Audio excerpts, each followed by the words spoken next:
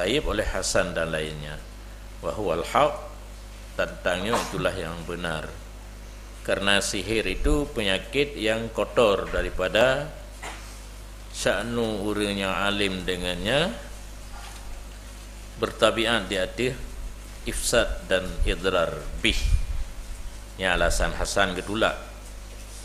Karena yang namanya sihir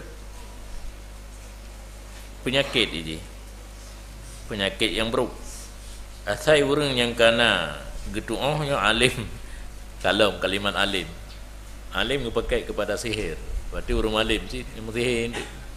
Orang yang mufhum mana alim, orang yang katu'oh sihir. At-tab'u menjadi tabiat di atas ifsad dan idrar. Jadi yang pakai untuk jak pulih orang lain, biar tak perkenang orang lain.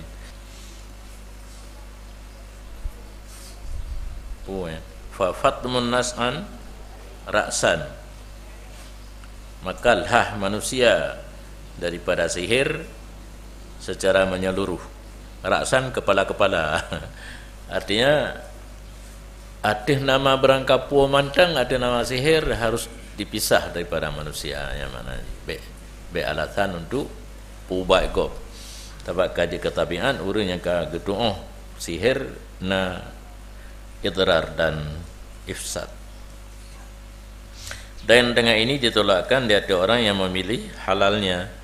Jadi karena orang yang pilih, kalau pegah no, kena orang pilih tapi tertolak ikut